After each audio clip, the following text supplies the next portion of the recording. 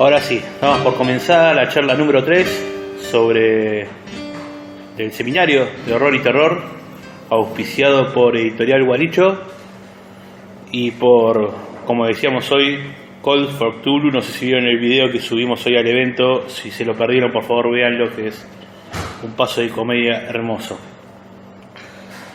Antes de arrancar con la charla sobre hoy, sobre Howard Phillips Lovecraft, quería invitar a todos, a los que estaban antes ya sabían, pero bueno, para hacer una invitación urbi et orbi. El sábado que viene a las 19 horas, aquí mismo, se va a estar presentando el libro Roris, un libro de cuentos propio, de horror y terror también. Tiene 14 textos y bueno, se está presentando acá, va a haber lecturas en vivo y probablemente convoquemos a Cthulhu para que despierte desde los abismos y nos devore a todos. Hoy, como les comentaba, vamos a estar hablando sobre Howard Phillips Lovecraft, o como un nene de mamá, misántropo, asexuado, racista, terminó convirtiéndose en quizá el mayor renovador del horror y el terror en el siglo XX. Howard Phillips Lovecraft nació en 1890, el 20 de agosto para ser más exactos, en Providence, capital del estado de Rhode Island, el estado más pequeño de los Estados Unidos. Como comentábamos en la charla anterior, el sábado pasado, es poco normal quizás que los tres mayores escritores del género hayan nacido en la región de la Nueva Inglaterra. Para los que llegan tarde, estamos haciendo circular para que anoten el correo electrónico y un número del 1. Bueno, ahora pasamos, somos 3, 6, 9, 10, 11, 12, 13, 14, 15, 16. Anoten un número del 1 al 20. Vamos a estar sorteando un libro, una antigüedad, no porque sea un libro, sino porque es un libro antiguo, que es la única novela que escribió Lovecraft, el caso de Charles Dexter Ward. Vamos a estar filmando y subiéndolo al evento y a la página para que se vea el sorteo a través de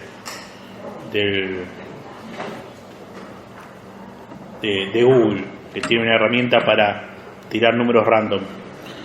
Como les decía, nació en el estado de Rhode Island, uno de los estados más chicos de Estados Unidos, región de Nueva Inglaterra, misma región donde nació Poe, misma región donde nació Stephen King, que quizás la calidad no sea la de los dos anteriores, pero sí mantuvo en su prolífica carrera algunos puntos muy altos y algunos puntos que son para tirarlos a la basura. Pero bueno, eso va a ser la charla de la próxima clase, dentro de 2 sábados. Como les decía, nació en una familia más o menos acomodada. Sus antepasados habían llegado a Estados Unidos por parte de los Phillips, porque hay que aclarar lo mismo que con Poe. En el caso de Poe, Alan no era el nombre de pila, sino el apellido de la familia adoptiva. En el caso de Lovecraft, Phillips era el apellido materno y Lovecraft el paterno. Los Phillips algunos dicen que habrían llegado hacia 1630, algunos dicen que podría haber llegado en el Mayflower, aquel barco que dio origen a los Estados Unidos, en las primeras colonias. En el caso de los Lovecraft, según algunos, dicen que se puede rastrear en Inglaterra hacia el siglo XV, que dicen que podría haber tenido una raíz alemana. Eso es bastante difuso, no se puede saber, pero sí pertenecía a una familias bastante antiguas, de una relativa alcurnia, lo que le daba un extraño orgullo. Por esto que estamos hablando no es algo lateral, había en la familia un cierto orgullo como de aristocracia, por decirlo de cierta manera, aunque no lo fueran. Era una familia, vamos a decirlo en criollo, una familia paqueta venida menos. No eran unos millonarios, pero tampoco eran, serían lo que hoy en día sería una clase media alta. En esta familia, bueno, surgió que cuando Lovecraft tenía 14 años, muere el padre. Se obviaba el tema al principio, pero en las investigaciones se supo que falleció de una sífilis, de una neurosífilis. Fue internado en un neuropsiquiátrico desde que Lovecraft era chico, debido a las perturbaciones que genera, no sé si saben, la sífilis va generando algunos problemas neurológicos, y bueno, en el caso del padre de Lovecraft terminaron siendo letales. Hasta antes de la aparición del SIDA, el gran miedo era la sífilis. Luego la naturaleza se ocupó de darnos miedos mayores en tantas enfermedades. Entonces termina siendo criado en esta familia por su madre, por sus tías y su abuelo materno. La madre y las tías comienzan él era el único hijo, las tías eran solteronas, comienzan a sobreprotegerlo a Howard, y esto hace que, bueno, el chico crezca en cierto modo un poco solitario, un poco apartado, un poco apartado de los demás.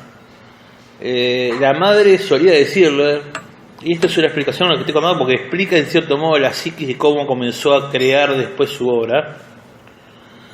Solía decirle que no se juntara con, así como doña Florinda le decía a Kiko que no se juntara con la chusma, le decía, no te juntes con los chicos de clases inferiores.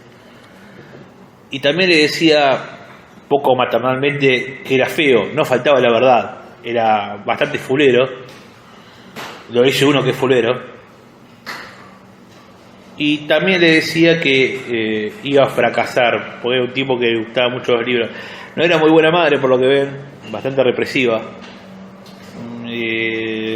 Esto repercutiría luego en Lovecraft. Como les comentaba, vivía con su abuelo, sus tías también lo sobreprotegían, su madre. Muere su abuelo, lo que hace que merme un poco la economía del hogar. Se tienen que ir a vivir a Nueva York, a una casa un poco más pequeña, estar un poco más amontonados, en dúplex. No era ya lo que la famosa idea que tenía Lovecraft de vivir de la literatura, se le iba empezando a desvanecer. Cuando, bueno, en el medio muere la madre también, cuando tiene 31 años, y ahí se le termina de desvanecer la idea de tener una vida ociosa, de dedicarse por entero a la literatura. En fin, se enfrenta al capitalismo puro y duro. En esto comienza a escribir algunas obras por encargo. Me salté algo, perdón. El abuelo, en el medio, antes de morir, lo había iniciado en la lectura, en la ávida lectura, no solo de los clásicos literarios de ficción, sino también textos de astronomía, de física, cosas que luego veríamos que también repercutirían en sus obras de horror cósmico. Desde chico inclusive estuvo colaborando con una revista de astronomía desde los 10, 12 años, muy chico, de forma amateur. En esos tiempos en que muere su madre, aparte de escribir estos textos por encargo, algunos textos por encargo, como está comentando, comienza a relacionarse con una unión de autores amateurs. Perdonen que me fije, pero los nombres a veces hacen difícil. La United Amateur Press Association, la UAPA, y UAPA, UAPA, United Amateur Press Association. Y también llega a ocupar la ANAPA, que es otra asociación. Parece que estuvieran hablando de mujeres bellas y de aguas subterráneas, pero no, sé que les gustaban, así como Tato Bores decía en una época que la fresilina y el frejuli parecían nombres de medicina. Estos tienen parecen nombres de grupos posmodernos, ¿no? La UAPA, la NAPA. La NAPA era la National Amateur Press Association. Esto sé que tendría que haber sido Virola, tendría que haber sido Visco, porque tengo acá dos punteos mientras voy haciéndolo. En el medio ocurre que en el año 23, poquitito antes de lo de la... No, está bien, era el 90, un año antes de la muerte de... No, está bien, 2 años después de la muerte de la madre, logra publicar 2 cuentos en la Weird Tales, una revista pulp de la época, cosa que es importante tomar en cuenta para algo que vamos a desarrollar después. Las revistas pulp eran unas revistas que precisamente eran revistas hechas con pulpa de papel, muy barata, con una distribución masiva, que solían contener cuentos extraños, generalmente de géneros que en esa época eran considerados marginales. Esto es, textos de western, ciencia ficción, terror, textos que en la época no entraban en el canon literario. De lo que estamos hablando hoy en día, hasta no hace mucho tiempo, era considerado literatura marginal, y aún hoy hay muchos que siguen considerando que es algo marginal, una curiosidad, que el terror y el horror son una curiosidad, algo marginal, algo para leer en un momento, un viernes con mucha lluvia que no se puede salir. El caso es que publica Dagon y La tumba. Dagon, un cuento cuyo título remite a un dios semítico, un dios de Babilonia, relacionado con las aguas, que comenzó siendo un dios de los granos. La cuestión es que también comienza su gran carrera epistolar en ese momento. No es una exageración esta cifra que voy a dar. Llegó a escribir 100.000 cartas en su vida. Lovecraft tiene una gran obra epistolar que, según los que luego formarían el círculo Lovecraft, dicen que difería mucho el Lovecraft epistolar del Lovecraft en persona. El Lovecraft epistolar era un tipo vivaz, ducho, seguro. Ahora es un timorato en la vida cotidiana. Dentro de ese círculo estaba el autor Robert E. Howard, que luego sería lo más grande, nos acordamos, quizás los más chicos no. Ahora sí que surgió como meme del canal, te lo resumo, así nomás. Autor de la novela Conan el Bárbaro, el famoso meme, mira cómo te mira Conan. Bueno, surge la película esa de Arnold Schwarzenegger, con Arnold Schwarzenegger mejor dicho, surge una novela de alguien que pertenecía al círculo de Lovecraft, con quienes intercaló. Calculo que un porcentaje grande del PBI o una gran contribución en Estados Unidos como potencia mundial debe haber sido los sellos postales pagados por el mismo Lovecraft.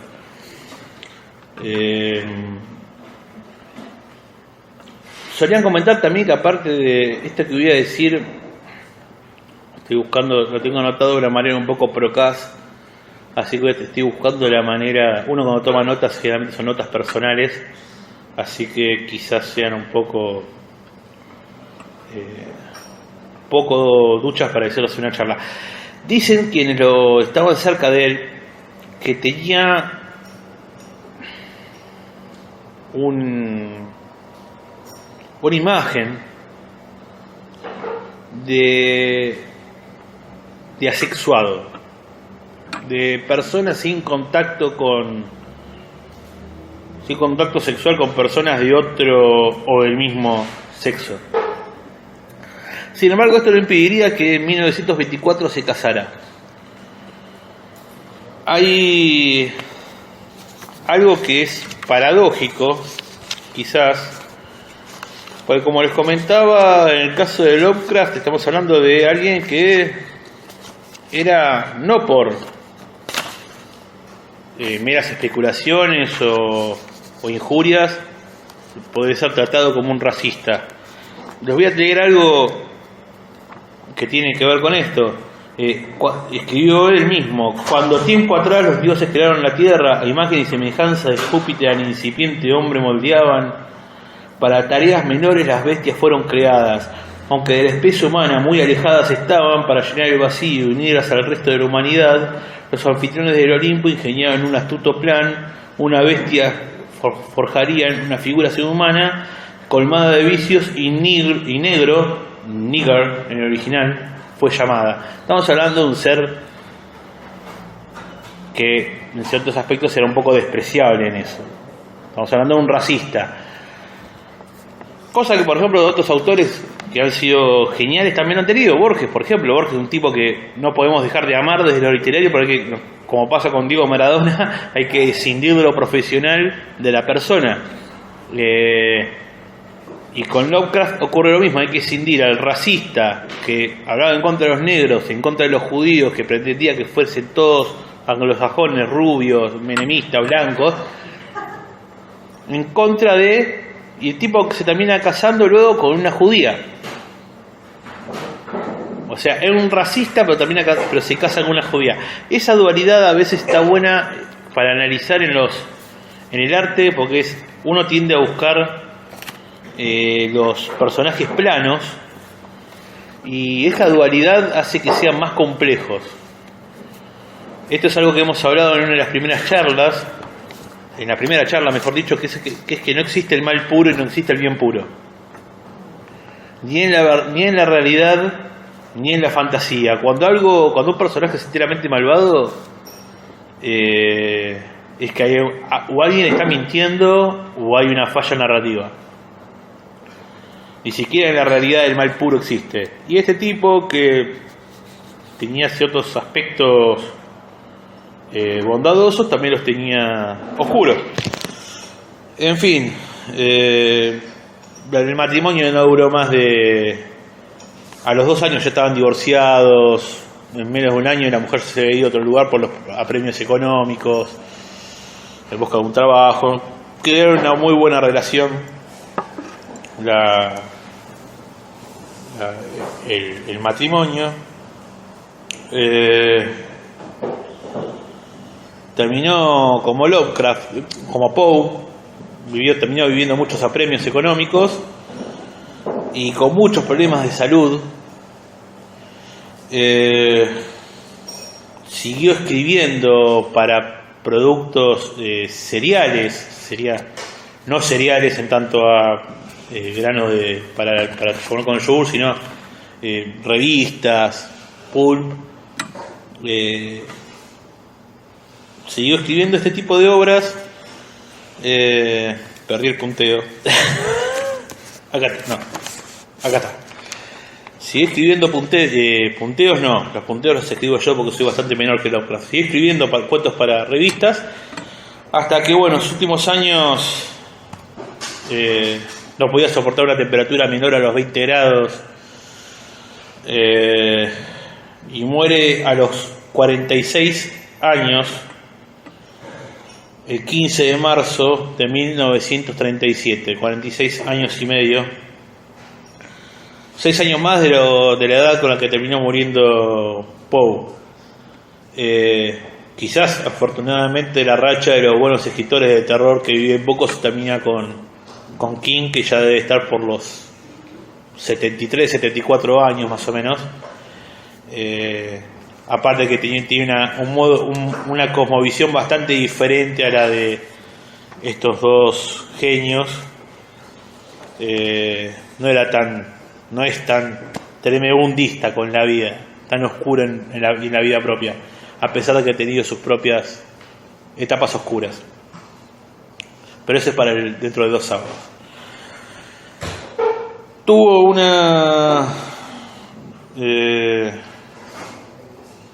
la enfermedad por la que murió fue una grave enfermedad tumoral intestinal sumada a una insuficiencia renal, que fue lo que terminó provocando el fallecimiento.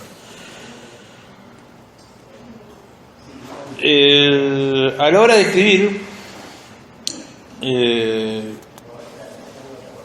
no sé si recuerdo, vamos a empezar a relacionarlo también ahora de a poquitito con la cultura popular. ¿Cuántos hay acá que sean fanáticos o que les guste Batman? O los personajes de Batman. Bueno, bien.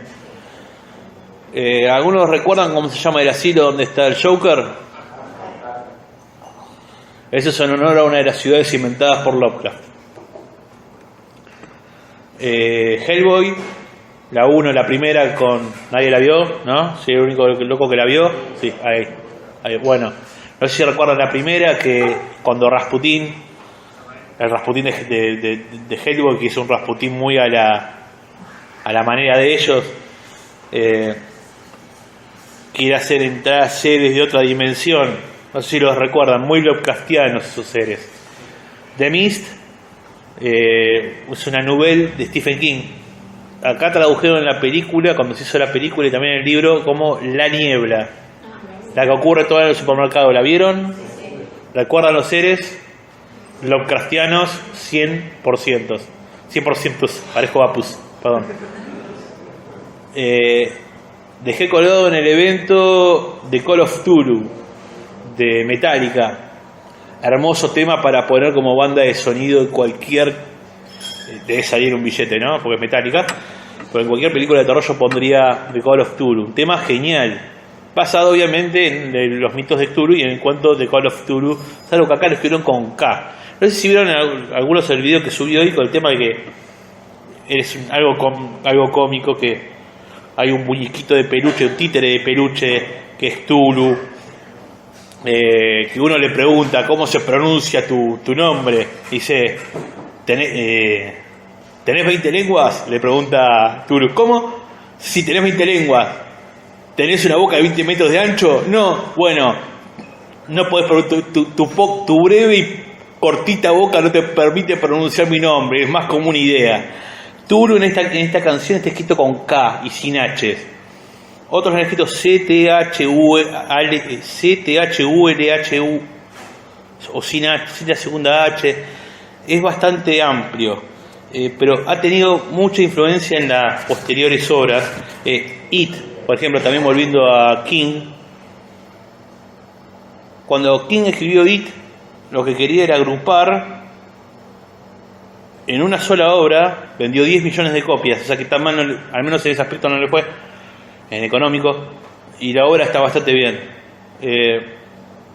Intentó agrupar en una sola obra todos los miedos. No sé si recuerdan por ejemplo las historias de la Universal, las viejas películas de la Universal, con Drácula, el hombre lobo, Frankenstein, el hombre invisible, el fantasma de la ópera, mi favorito, el monstruo de la laguna negra, y algunos te agregan el jorobado de Notre Dame, que ahora se quedó sin capilla. Él quiso hacer que como que todos entraran en un solo ser, y ahí nace Pennywise. Pennywise es parte de algo que se llama la coulrofobia. La coulrofobia es la fobia a los payasos. Hay mucha gente que le tiene miedo a los payasos. ¿Por qué? Nosotros estamos preparados para ver los gestos. Necesitamos ver los gestos.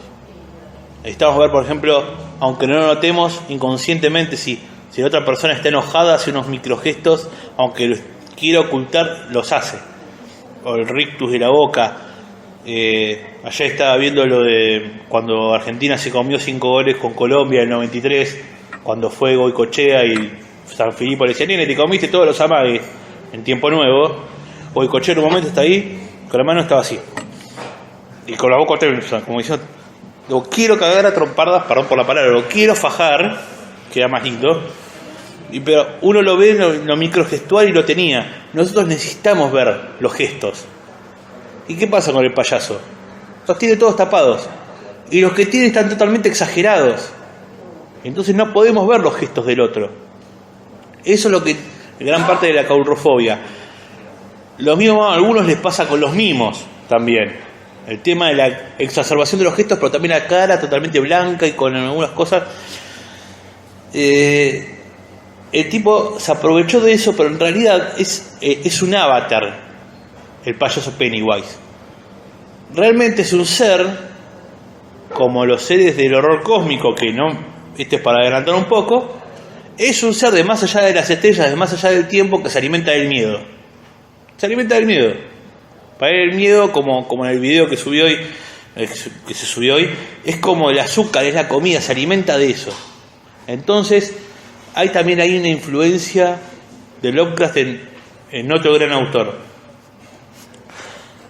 Particularmente yo he escrito un cuento llevando a Lovecraft al conurbano bonaerense, El ritual de Castelar. No está mal, creo. Al menos me la pasé en grande haciéndolo. En fin, algunos de los autores del círculo de Lovecraft terminaron también engrandeciendo, por ejemplo, los perros de Tíndalos, que eran seres que se aparecían en los rincones de las habitaciones. Y a no ser que uno se vaya a vivir a un iglú, toda habitación tiene esquinas, inclusive la pieza donde dormimos, lo que lo vuelve un poco más aterrador. Y a todo esto, ya que estamos hablando de esto, vamos a hablar sobre el horror cósmico. ¿Qué es el horror cósmico? ¿Qué es todo esto que estábamos hablando? ¿Por qué tanta influencia de la cultura posterior? Ocurre esto, el cosmicismo, que es como se lo suele llamar también, u horror cósmico, él tuvo una primera etapa gótica, una onírica, y luego termina en la etapa de los mitos de Cthulhu, que es la etapa más, digamos, cosmicista. Este horror cósmico, cosmicismo, se puede resumir en una frase que luego diría Carl Sagan, el famoso divulgador. Decía que, si mal no viene a mi memoria, no hay nada en el universo a nuestro favor, tampoco en contra. Para el universo somos indiferentes. Somos una gota más, somos un pálido punto azul, diría también Sagan, en el medio del universo.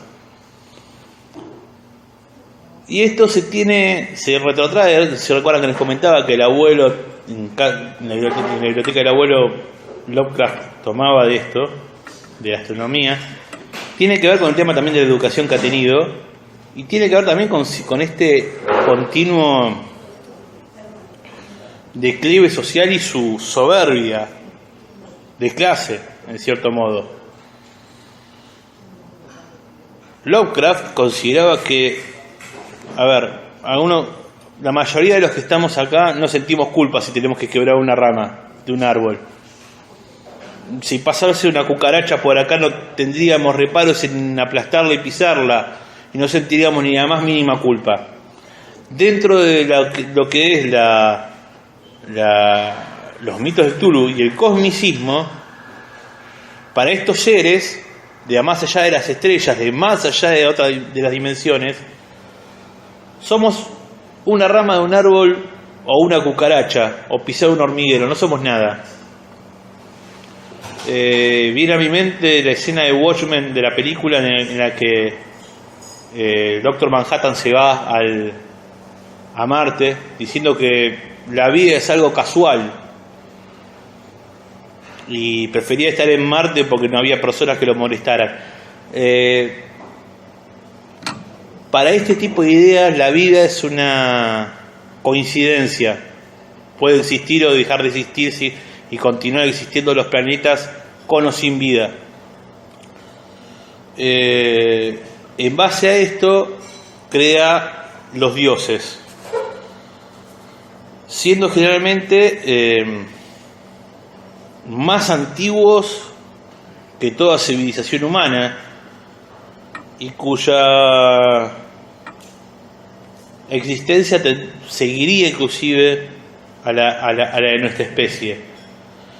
No puedo recordar el nombre del dios, pero hay uno de los seres de los más menores que decía Lovecraft que el origen de la humanidad se daba, perdón por los que están comiendo algo, que éramos seres que surgían de las defecaciones de uno de estos seres, ¿no? O sea, éramos como las bacterias que están en las heces, nosotros. O sea, tenía un profundo odio. Eso es parte de, como les comentaba al inicio de la charla, de la misantropía de Lovecraft. ¿Está la misantropía y el cosmicismo unidos? En cierta parte sí. No hace falta escribir cosmicismo siendo un misántropo, no hace falta ser un misántropo y escribir cosmicismo. Tengo un conocido que hace poesía social y es un misántropo, así que se puede hacer cualquier otra cosa, pero están en este caso íntimamente relacionados Lovecraft y su misantropía y cosmicismo, ya que tenía un profundo desdén por la humanidad. Decía que la inteligencia humana era un hecho fortuito, un hecho que inclusive podía llegar a hacerla peor.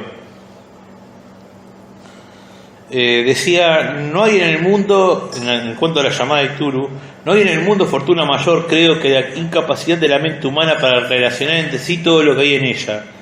Vivimos en una isla de plácida ignorancia, rodeada por los negros mares del infinito, y no es nuestro destino emprender largos viajes. Las ciencias que siguen sus caminos propios no han causado mucho daño hasta ahora, pero algún día, esto es antes Hiroshima y Nagasaki, obvio, pero algún día la unión de estos disociados conocimientos nos abrirá a la realidad y a la endeble posición que en ella ocupamos, perspectivas tan terribles que enloqueceremos ante la revelación, huiremos de esta funesta luz, refugiándonos en la seguridad y la paz de una nueva edad de las tinieblas. Esto lo escribió en 1928. Se dan en estos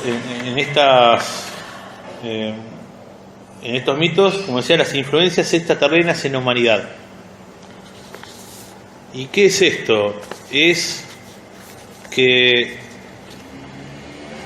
como el señor este del apellido griego impronunciable con los pelos parados del History Channel, los aliens lo hicieron todo. También para Eric von Däniken también sería la misma teoría, y para otro sujeto cuyo nombre se me olvida, gracias a Dios.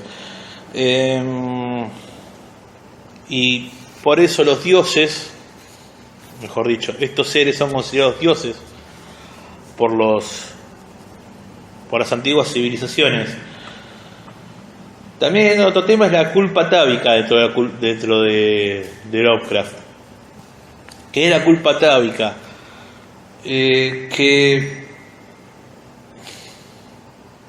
contrario a lo que el común de la gente pensaría, los pecados del padre continúan en los pecados del hijo. O sea, si tu tatarabuelo fue un esclavista, un genocida,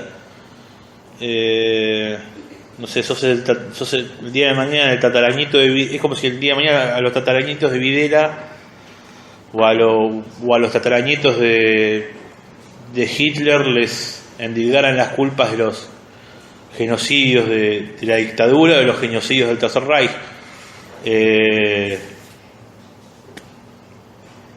Si esas personas no son unos hijos de puta, no tienen la culpa de sus antepasados. De la misma manera que a los muertos no se les cobran las deudas. Sin embargo, está la culpa atávica en la obra de Lovecraft, llevado obviamente a lo que es lo sobrenatural. Un caso es, por ejemplo, el libro este que vamos a estar sorteando para los asistentes de hoy. En el caso de Charles Dexter Ward, que el narrador termina dándose cuenta que uno de sus antepasados ejercía la brujería. Perdón que le spoileé esto, pero bueno, lo interesante no es conocer el final, sino saber cómo está narrado y disfrutar el camino. Un poco budista, pero bueno. Había cometido brujería en la época de Salem y estaba condenado a repetir una especie de nihilismo o de eterno retorno nietzscheano. Esto se relaciona con la imposibilidad de escapar. Esto más bien en lo que va a lo que es el eterno retorno, como que todo siempre termina volviendo y uno está precisamente lo que iba a decir, es incapaz de escapar al destino en la obra de Lovecraft. Y tiene que ver con la culpa atávica. Uno sigue siendo el culpable y uno sigue teniendo que ordenar el destino de los siglos de los siglos. Le voy a pedir que aquellos que saquen fotos, primero, no le voy a pedir que me saquen lindo porque va a ser imposible, no lo digo por vos, pero no le digo que me saquen lindo porque es imposible. Los que escribimos terror tenemos este tema con Lovecraft. Power un poco más fachero, pero le voy a pedir si los pueden mandar por mensaje a la página de Facebook nuestra. Les vamos a citar quién es cada uno el que nos mandó las fotos y así sumamos más comunidad. Después está el tema de la civilización amenazada, que se da por esto de lo que es, casi más tiene el micrófono, pero esto de los seres, en el caso por ejemplo Cthulhu, que se está esperando, siempre se dice el tema de que cuando Cthulhu despierte de los abismos, la humanidad terminará pereciendo y nuestras almas serán devoradas. Esto repercutió luego en lo que es cultura popular, por ejemplo, esta mezcla de ciencia ficción, a pesar de que partió la ciencia ficción y el horror con Frankenstein de Mary Shelley, esta renovación que le da a Lovecraft, viéndolo por ejemplo en lo que es las películas del siglo XX, sobre todo de la última mitad, la saga de Alien y la saga de Depredador, por ejemplo, algo mucho menor en lo que es Lovecraft, pero son películas en las cuales, yendo un poco más atrás, El día que la Tierra se detuvo, un peliculón hermoso, sobre todo peliculón, no la de Keanu Reeves, sino la anterior, porque es más lindo cuando se ven los hilos.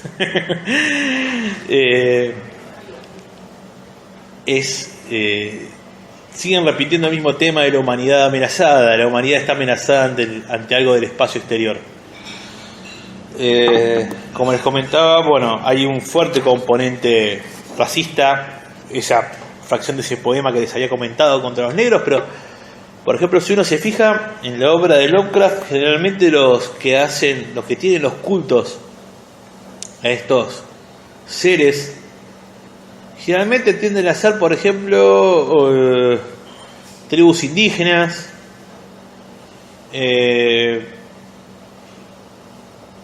personas de digamos, lo que racialmente no era anglosajón.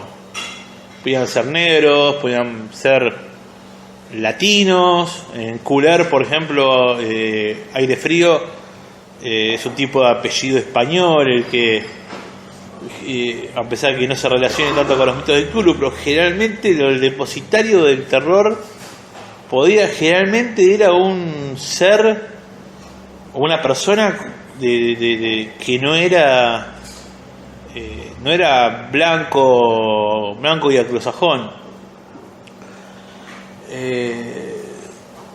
Se da bastante en la obra de Lovecraft. Estoy pensando también, por ejemplo, en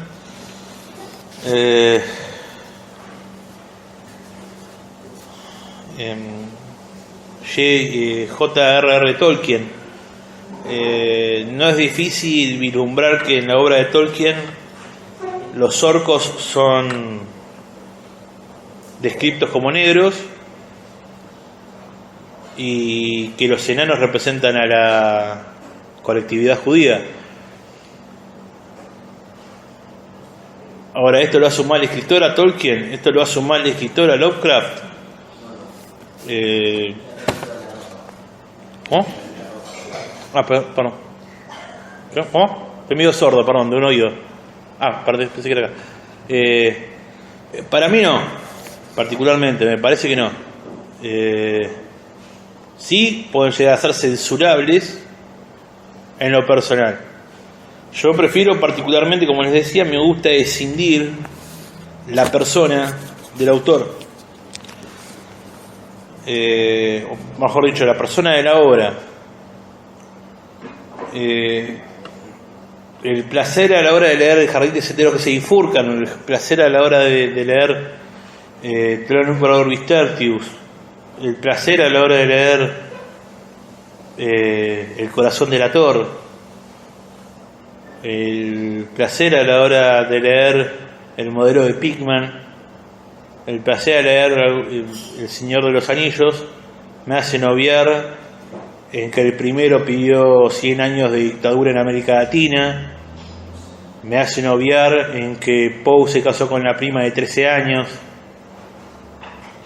lo que lo convierte en un pedófilo, me hace obviar en que Lovecraft era un racista, me hace obviar en que también Tolkien era otro racista. Porque después de todo lo que escriben, como decía Borges, ya deja de ser de ellos y pertenece ya a la cultura. Y de otro modo también nos pasa a pertenecernos a todos nosotros.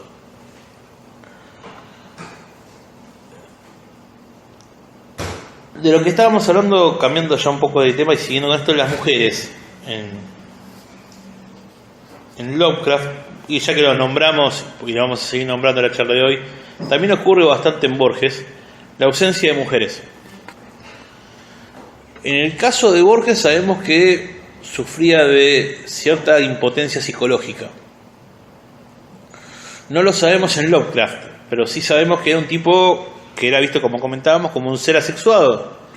Era visto como un tipo asexuado, como que de escaso interés, no ya con mujeres, con hombres, no tenía parecería como que si todo su deseo sexual se volcara en la escritura. En cierto modo, si es el precio a pagar, que Lovecraft no tuviera relaciones, a tener su obra y su influencia, es algo que se agradece. Como comentábamos, los riesgos de la ciencia, que estábamos hablando con lo de Call of Cthulhu, ocurre por ejemplo de Cooler, el aire frío sería mejor dicho, sin él. Una persona intenta vivir más allá de la vida, sometiéndose a temperaturas bajas. Ocurre esto este riesgo de la ciencia que ocurre en este cuento, ocurre también en otras obras.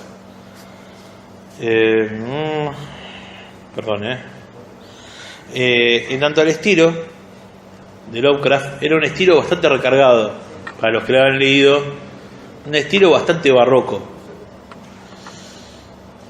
A veces está bien cargar una historia. Y esto es algo ya personal, esto que voy a decir. Cada texto tiene su cuerpo.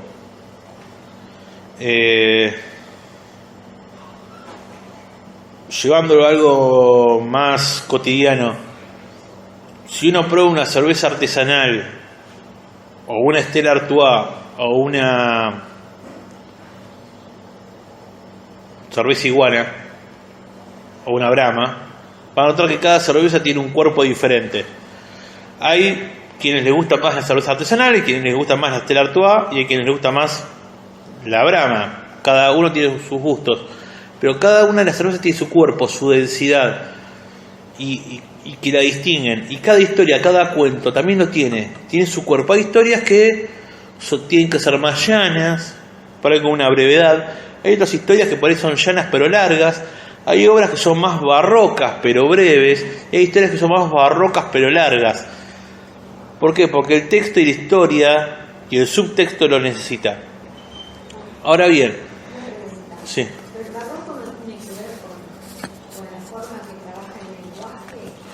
precisamente a la hora de trabajar no es lo mismo.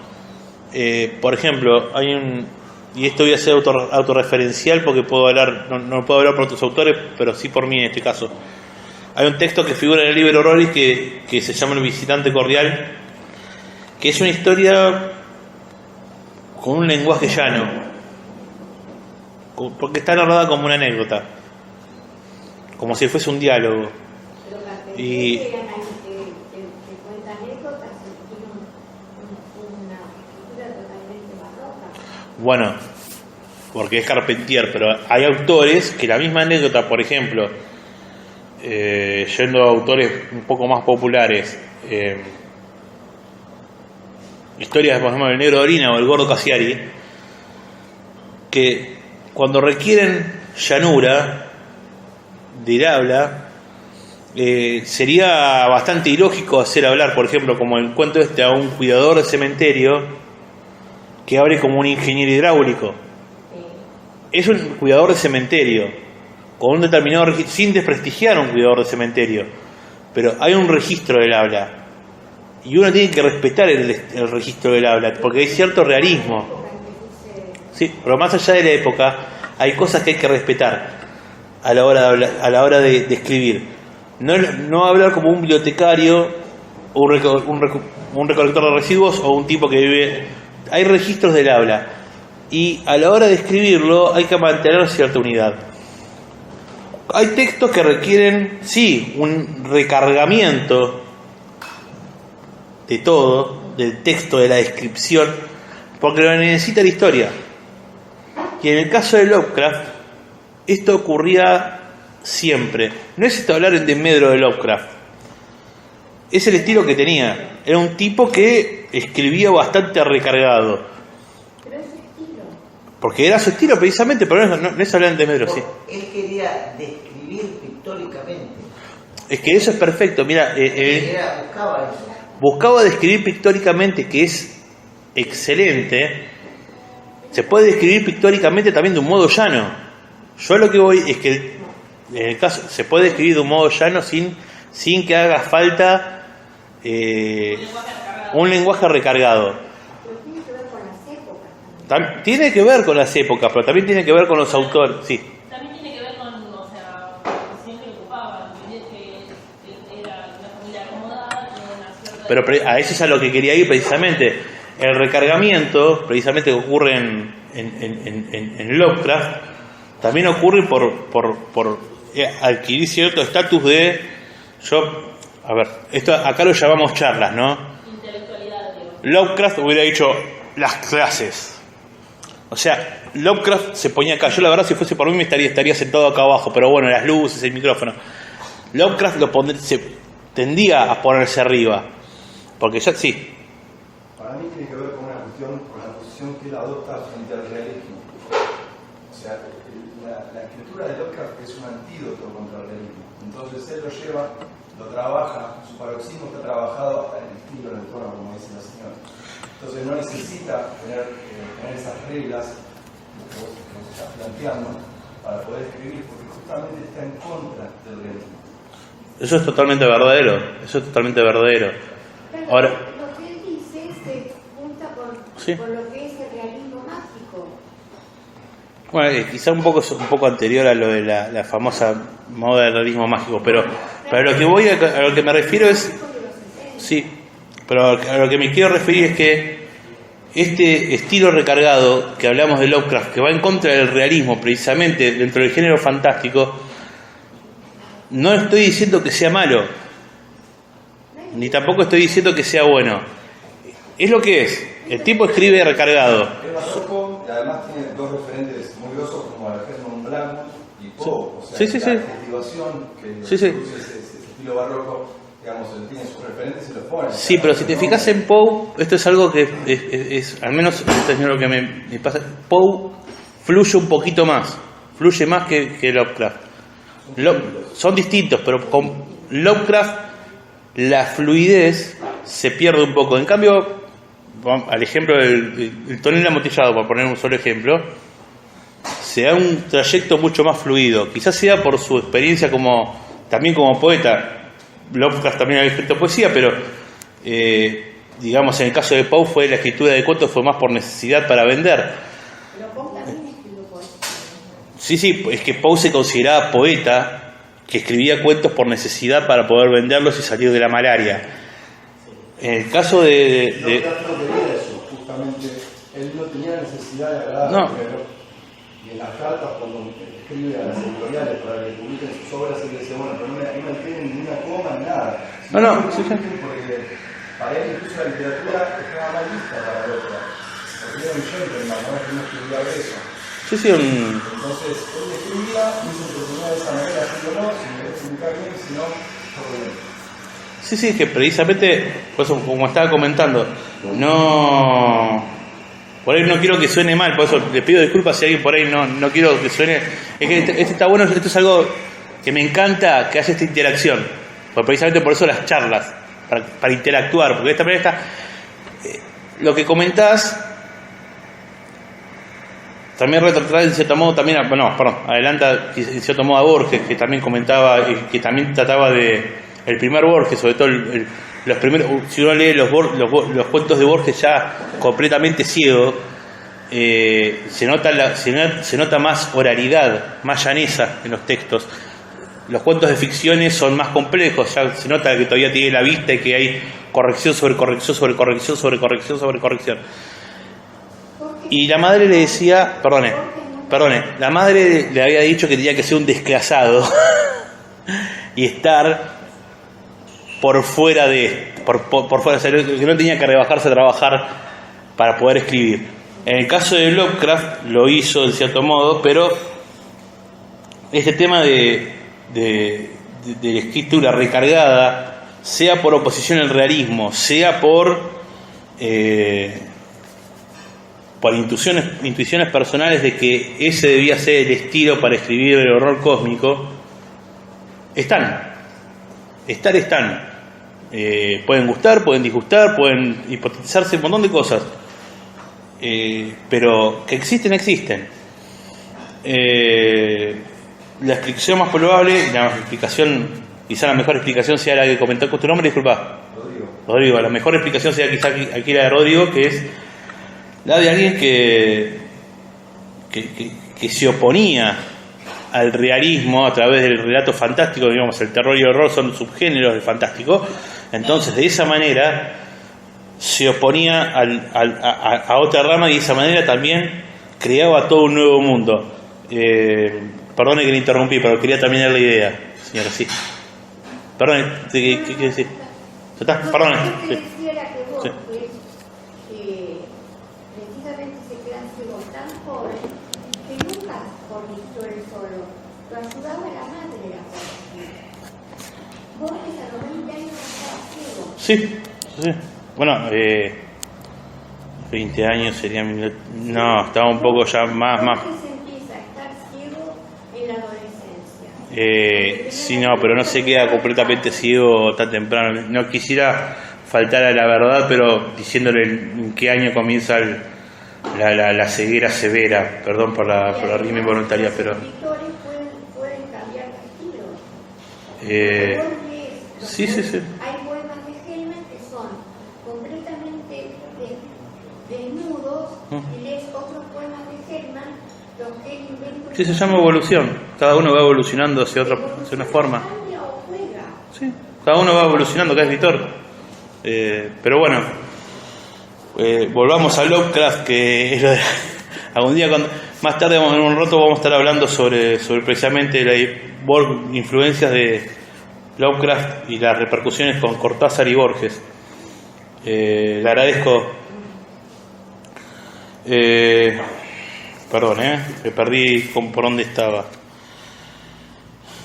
Disculpen, impacto en cultura popular, cosmicismo.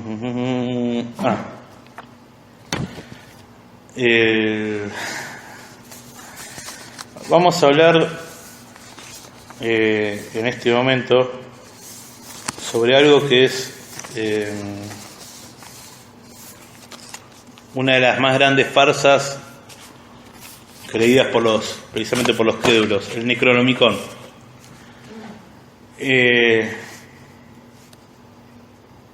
Yo no sé si serán un aprovechamiento de las editoriales. En mi punteo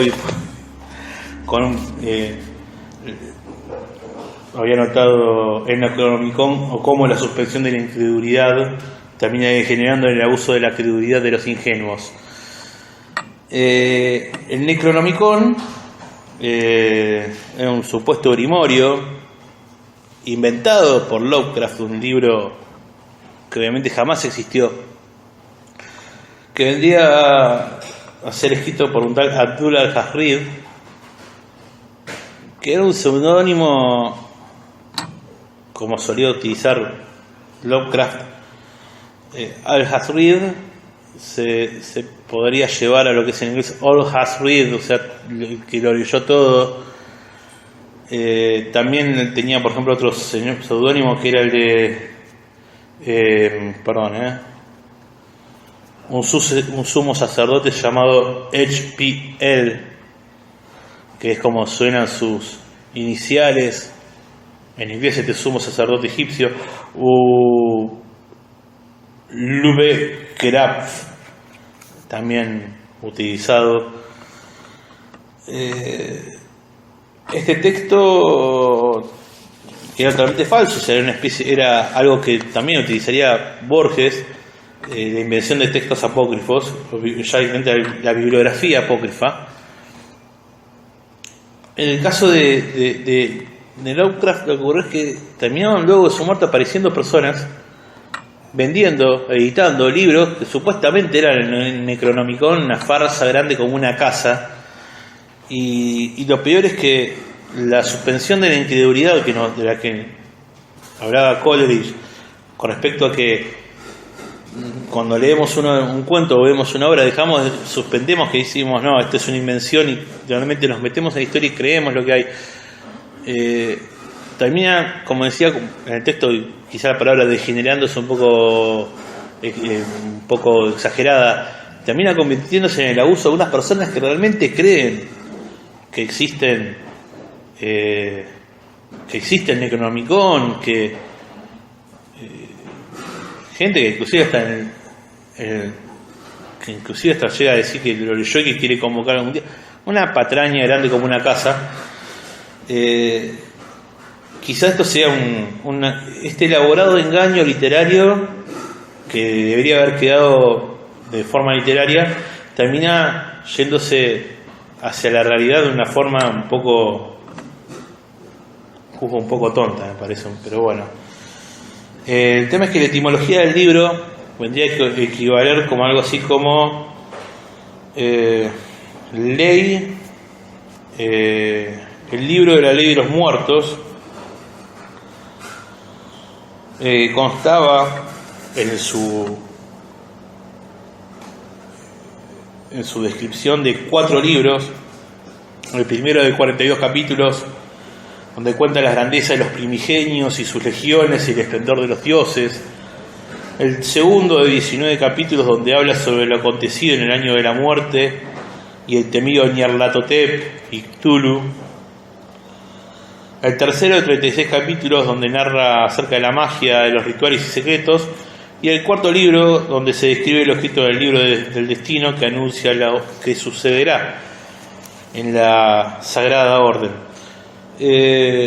Aquí está la famosa frase que también aparecería en otros textos, que no está muerto lo que yace eternamente, y con iones extraños incluso la muerte puede morir. Como le decía, había sido, supuestamente el nombre era Kitab al-Asif, el nombre original era árabe, que significaba el rumor de los insectos por la noche, que es un rumor que en el folclore arábigo se le atribuye a los demonios, como los jinns o los gules. Lo insertó, como les comentaba, como si fuera una obra de la Baja Edad Media en sus ficciones, y terminó entrando en la realidad, algo totalmente extraño. Creo que si Lovecraft estuviera vivo ahora, se estaría muriendo de la risa. Y una de las curiosidades es que en la obra de Lovecraft decía él que había copias diseminadas por todo el mundo. 4 copias completas había, supuestamente. Una en la biblioteca Widener, perdón si estoy pronunciando mal, de la Universidad de Harvard. Una copia del siglo XV en la Biblioteca Nacional de París. Otra en la Universidad de Miskatonic, en Arkham, una universidad ficticia, un libro ficticio en una universidad ficticia de una ciudad ficticia, una hermosa ficción. Y el cuarto, que nos atañe, que nos queda un poquito más cerca, en la Biblioteca de la Universidad de Buenos Aires, en Capital. Así que si esto fuera real, bastaría con tomarse un flechabús o uno del rápido, que está más barato, que tiene unos boletos 800 pesos, y podríamos ir a cerciorarnos, tocarle la puerta al rector de la UBA y decirle: señor, deme una copia del Necronomicon ahora mismo, o Cthulhu devorará su alma.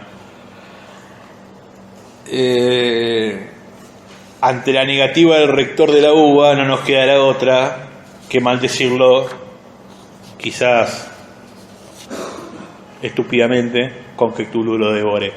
Y así estaremos esperando hasta que cambie otro rector. Les pido disculpas, me perdí con el punteo. Perdón. ¿Cómo estamos de tiempo? Disculpen, Bueno, vamos 1 hora y 1 minuto. Nos queda media hora. Vamos bien.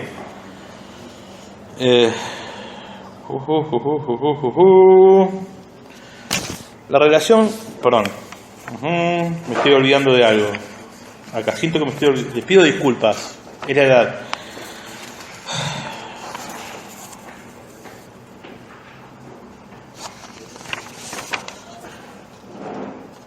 Bien, ya hemos hablado de esto, así que les pido disculpas, perdón, está desordenado el material. Vamos a hablar ahora un poco de la relación entre 2 monstruos del género fantástico con otro monstruo del género fantástico, como fue Lovecraft. Hay un libro, lo conseguí con una calle Corrientes de Buenos Aires, es una editorial que no sé si seguirá existiendo, Cuadrata.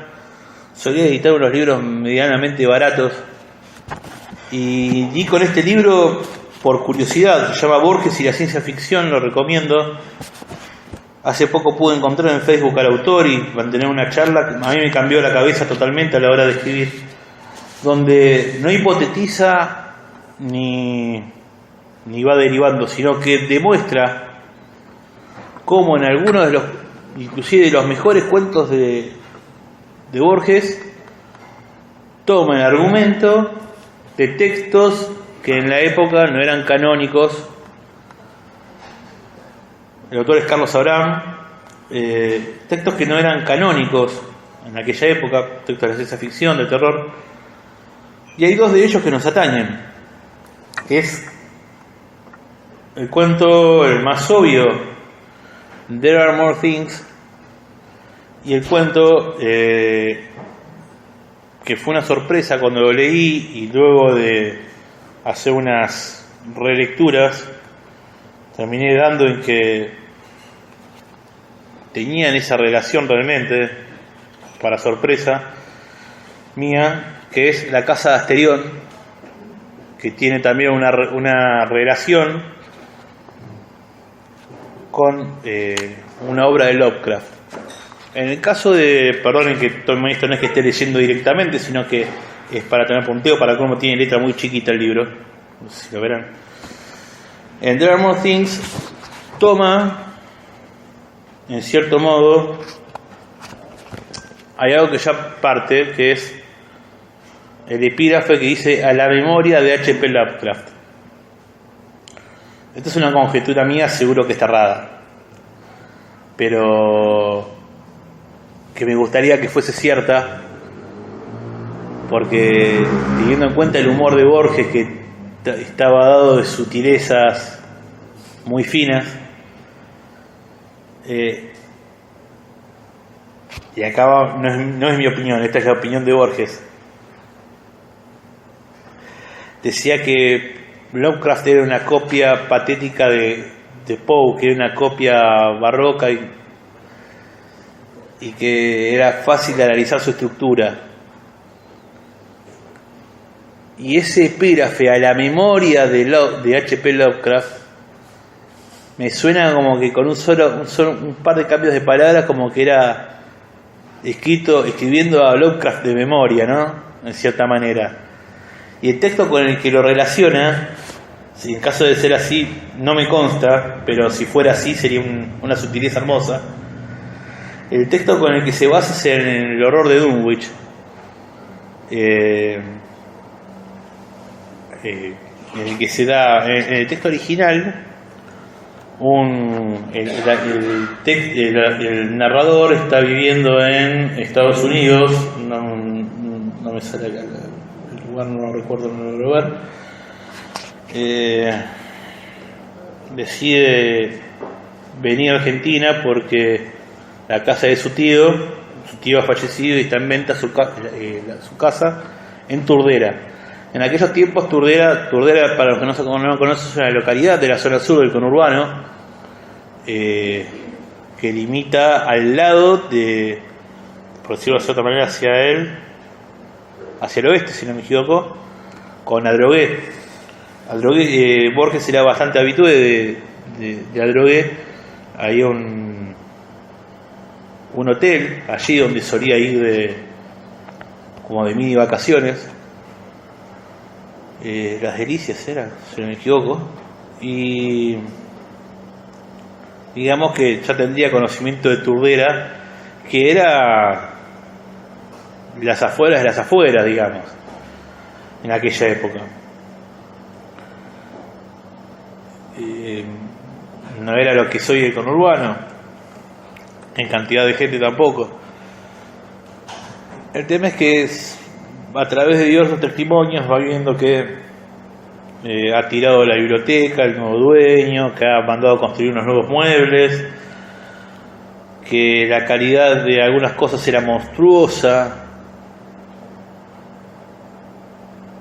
y el texto realiza algo que es típico de Lovecraft. Lovecraft solía o no describir al ser, quizá el ser de pesadilla, o no describirlo completamente, sugerirlo, o describirlo a través de lo que no era. Lo innombrable, lo indecible, a través del negativo del adjetivo solía describirlo. Entonces, si no es saber a través de lo que es, sino es saber a través de lo que no es. Y si se sabe a través de lo que no es, nos deja una apertura bastante grande a la hora de precisamente lo psicológico.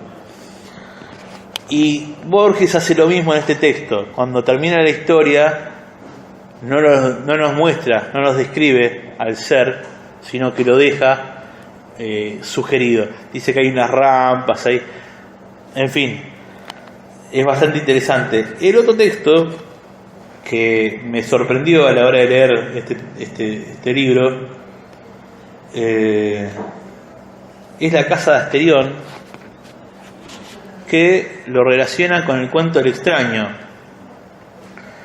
La hipótesis que desarrolla Abraham es que lo que algo usual en Borges solía ser tomar, Borges que decía ser mejor lector que escritor, solía apropiar el argumento para darle su impronta bestialmente genial, vale la paradoja, pero creo que se entiende, en reescribirlo como Borges, que era quizá lo máximo, pero tomando el argumento de otra persona. El informe de Brody, que tiene muchas influencias, por ejemplo, de Jonathan Swift, o en este caso, La casa de Asterión, que hace, toma el cuento del extraño, o The Outsider, que es el título original. ¿Qué ocurre? En el cuento del extraño tenemos en un ser que, que narra en primera persona, dice que vive en un castillo oscuro, que solo se ven las copas de los árboles, finalmente comienza a subir, porque hablo rápido como Parcival, perdón. comienza a subir y se encuentra con un tope luego de trepar una torre. Levanta, corre la piedra, sale, se encuentra con un campo que resulta con algunas cajas oblongas. Ahí comenzamos a sospechar que realmente donde está es un cementerio.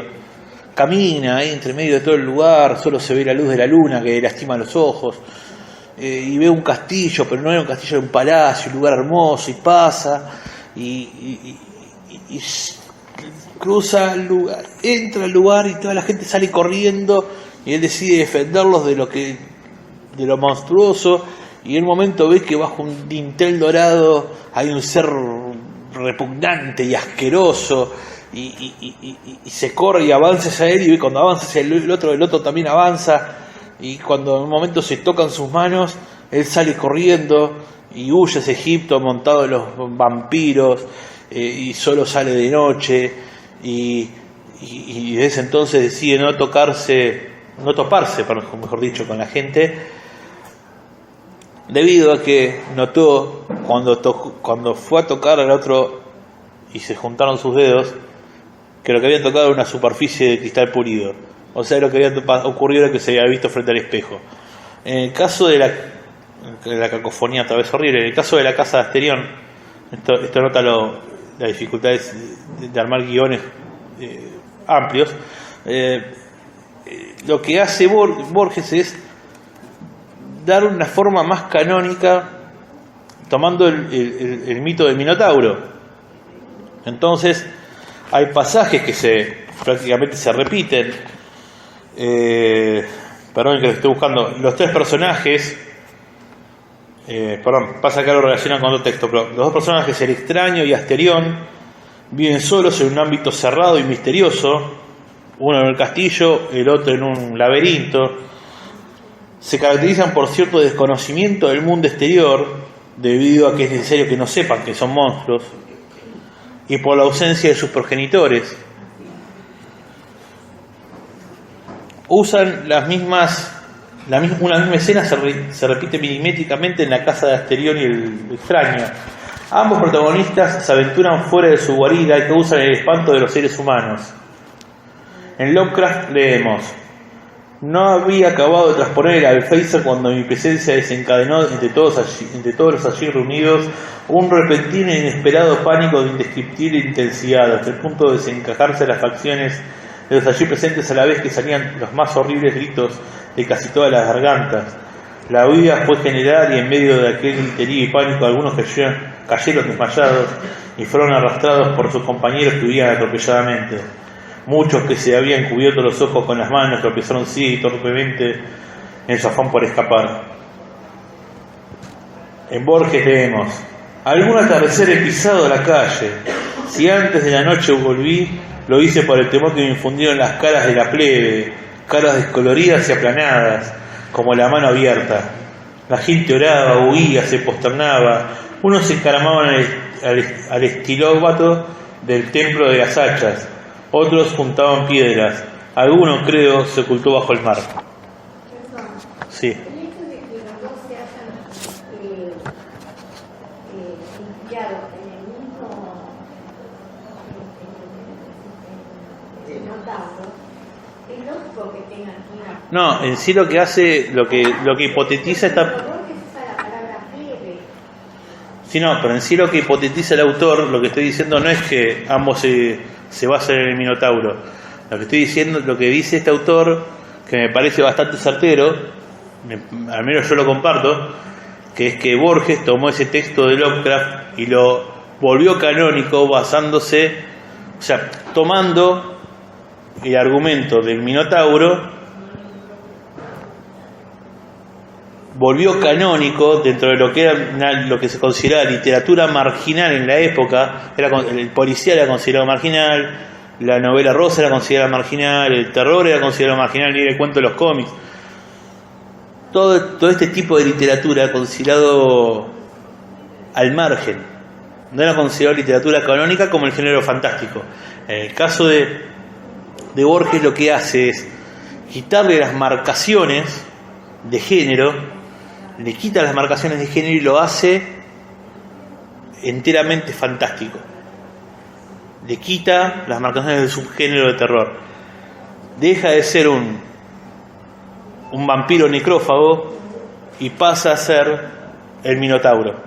De esa forma lo vuelve canónico.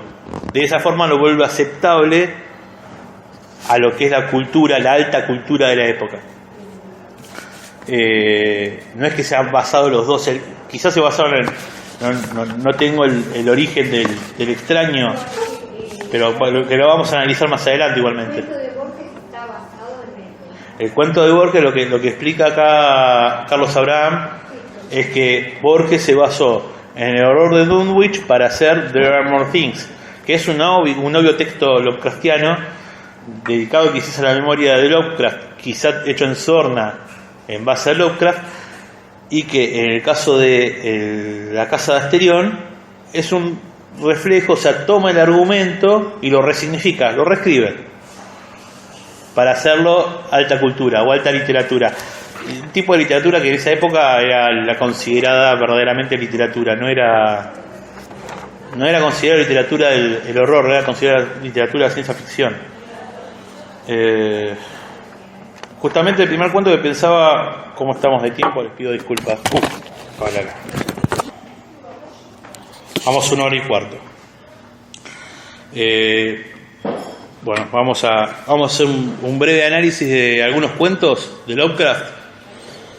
Siento que me olvido de algo, pero bueno, les pido perdón. Una pregunta. Sí.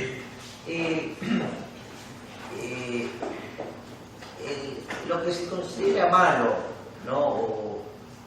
O el mal en Lovecraft, ¿no? Sí. O los personajes que son con esa característica, ¿tienen alguna vinculación con el mal que se refleja en la Biblia o son dos mundos? Uno más místico y el otro más... Eso es algo que quizás en la divagación se me olvidó decir. Lovecraft era ateo. Era ateo. Desde niño era ateo. No hay nada moral. No, porque en sí, en cierto modo, a ver, ocurre en él sí el tema de la moralidad. Pasa que hay que ver qué tipo de moralidad. Algunos lo han tendido a decir que era en cierto modo nihilista, pero no era nihilista.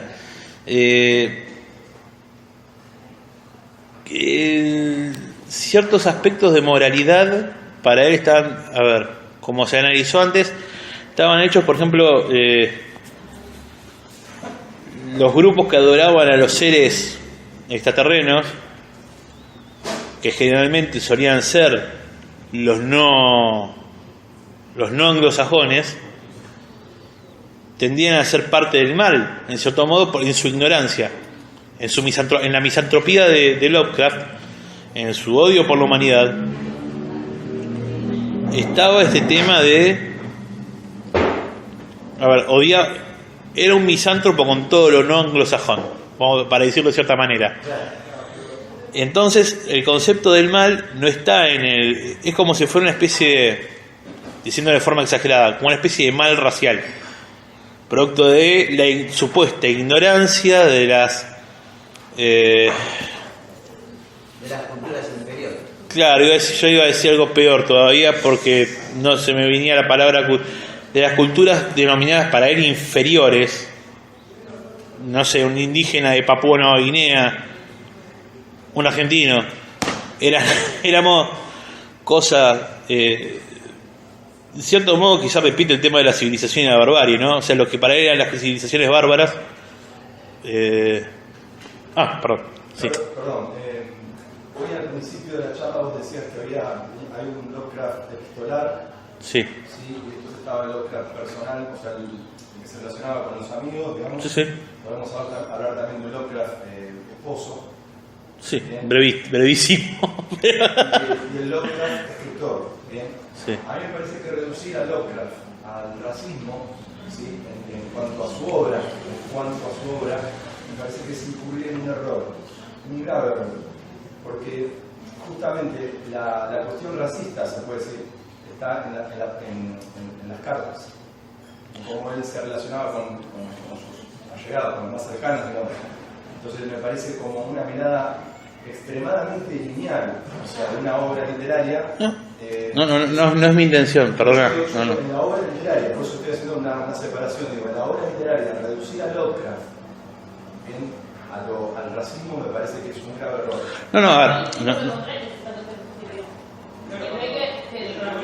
Que precisamente no es mi intención, perdón, no es mi intención que se tome como que Lovecraft era un pre-Adolf Hitler escribiendo terror. No es mi intención. Pero pero a lo que voy es que precisamente que es algo que inevitablemente está presente. Sí que en las cartas, obviamente, al ser algo privado, el racismo está mucho más explícito. Al menos desde mi particular y pobre con visión, por lo que he leído, subyace, está oculto, existe. Lo reduzco a eso, no es una reducción absurda de que solo la obra solo la obra de Lovecraft es la obra de un tipo que de Rule Britannia o aguante Estados Unidos. No. Lo que sostengo es que sí existe en algunos de sus textos, o en varios, podríamos decir la mayoría, subyace cierto racismo, que está bien, lo estamos mirando desde 100 años después, prácticamente, pero son hechos que están ahí, como estaban con Tolkien, como están, en el libro en el diario de Bioy, si lees las barbaridades que decía Borges de los negros, diciendo que parecían chimpancés, te dan ganas de viajar en el tiempo, ir y cagarlo a trompada, ciego y todo, ciego, viejo y como fuera, te dan ganas de fajarlo. Pero a lo que voy es que esta decisión, cosa que no por ahí en la literatura de Borges no es tan explícito, y en la literatura de Lovecraft, sin menospreciarlo, no estoy menospreciándolo, es un poco más explícito que en la literatura borgiana, sin que esto sea un desmedro de la obra Lovecraftiana. En el caso de la obra Lovecraftiana, precisamente lo que estoy haciendo es hablar que precisamente es excelente, renovó muchísimo, pero son aspectos que existen. Cuando algo gusta lo bueno y gusta lo malo. Sí, yo es una crítica porque generalmente a Lovecraft se lo pasa por el filtro psicológico, cuando por ejemplo se habla de asexuado, ¿por qué no aparecen mujeres en su obra? Creo que aparecen en 2 obras, ¿no? Sí, poco. Y está esta cuestión también del racismo muy presente, y justamente a mí me parece que lo rico de la obra de más allá de si uno después puede valorarla y decir, bueno, me gusta, no me gusta, o no sé, cada uno tendrá su vara literaria, ¿no? A mí me parece que el aporte de él justamente es esa cuestión del cosmos, esa sintaxis del cosmos, es lo que está aportando Lovecraft. Pero que precisamente, entonces, a lo que voy, el ser humano no le interesa, porque es algo justamente insignificante, no hay psicología en Lovecraft, no le interesa la psicología en Lovecraft. Los personajes no tienen carga psicológica, no existe el héroe, no hay un héroe que se enfrenta a monstruos y termina venciendo lo que está mal, supuestamente. Es algo más avasallante, más tipo Schopenhauer, una voluntad de vida avasallante que se morfa todo y no hay nada que hacer. Bueno, precisamente, quizás, por eso en cierto modo, en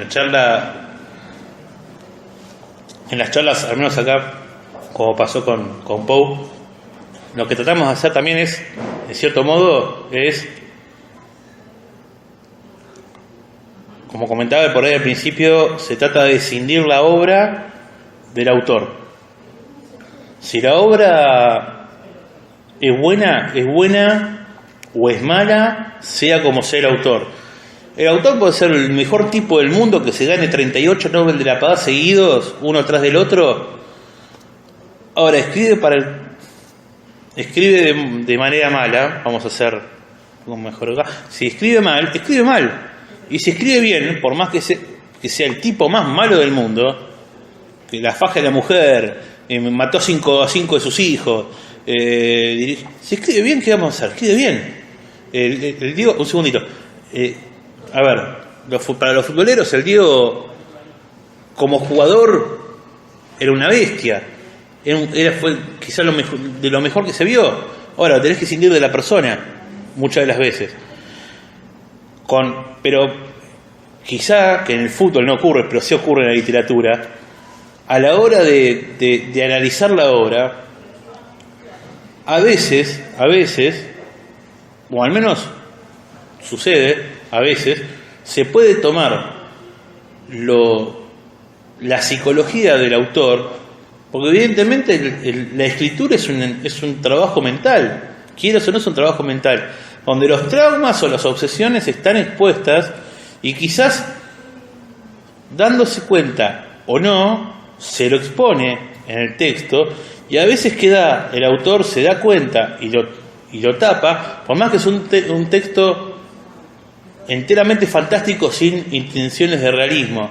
A veces subyace, quieras o no subyace el texto, subyace las historias de vida, subyace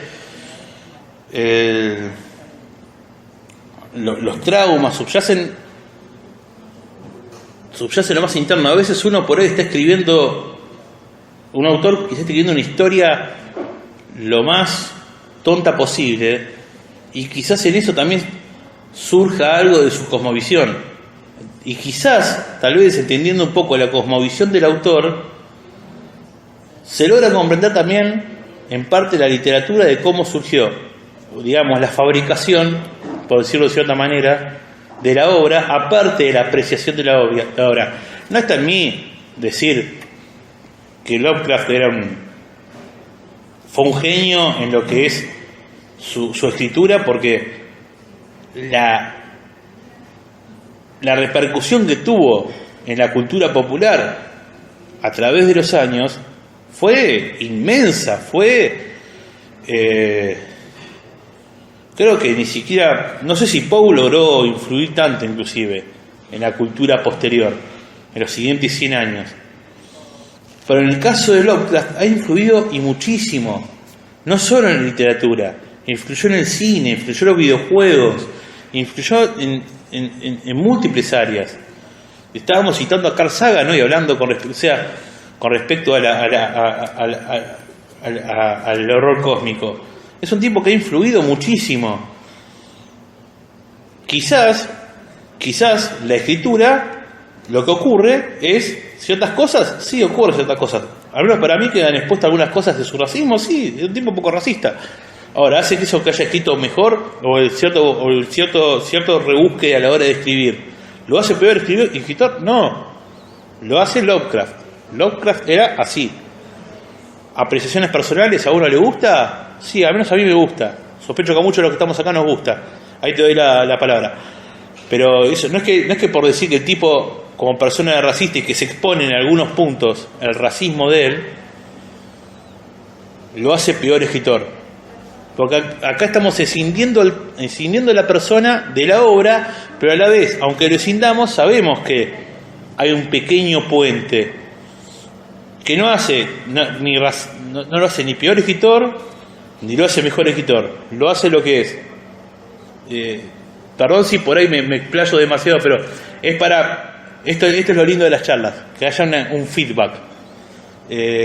Quizá algunos análisis de cuentos nos lleguemos con el tiempo, pero lo dejemos para entre algún par de charlas que vamos a andar haciendo análisis de obras. Disculpa, sí.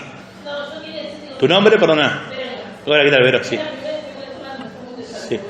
Que los defectos del autor a veces influyen en la obra, pero no desmerecen la obra ni las reflexiones que tiene. Precisamente. Sí, gracias. Yo quería... ¿Tu nombre, perdona? Mariana. Mariana, ¿qué tal? Sí, cambiando de tema. O sea, quería Sí. retomar lo que había dicho el señor sobre... Sí. Su nombre, disculpe. ¿Cómo? ¿Su nombre es? Patricio. Lo que había dicho Patricio, sí. sobre el ateísmo de Lovecraft. Y personalmente, y también había leído, que Lovecraft lo que hace también es jugar mucho con el pacto ficcional.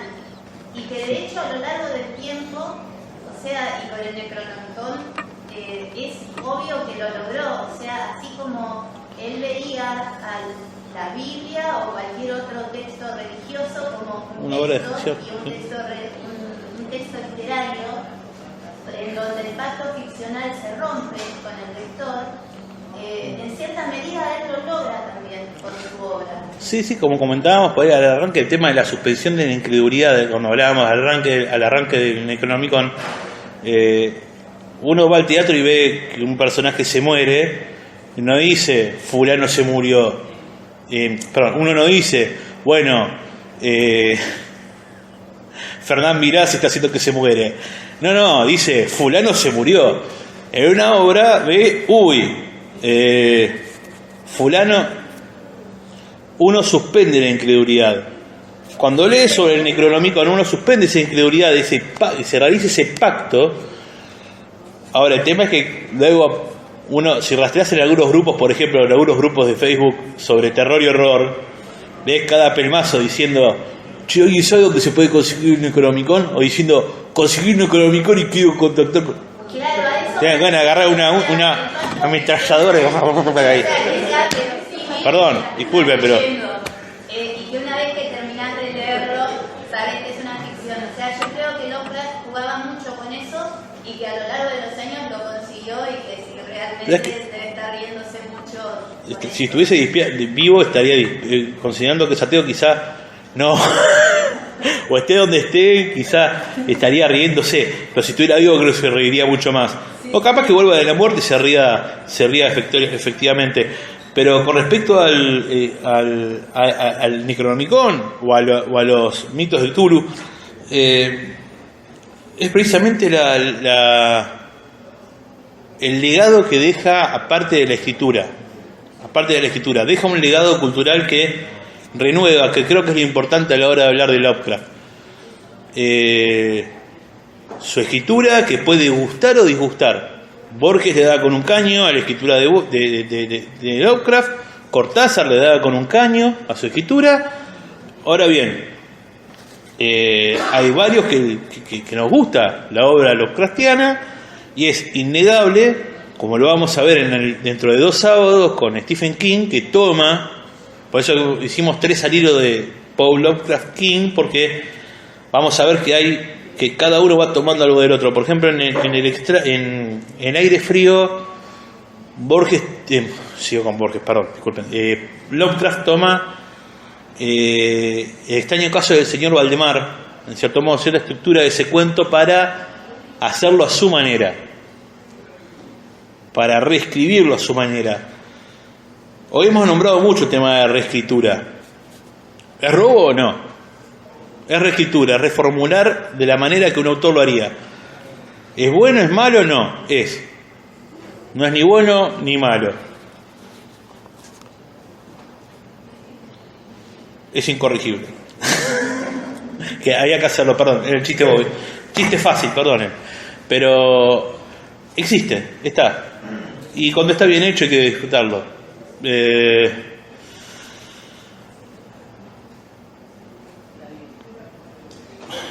Perdón por el cual, sí, disculpe, estaba viendo el punteo, sí.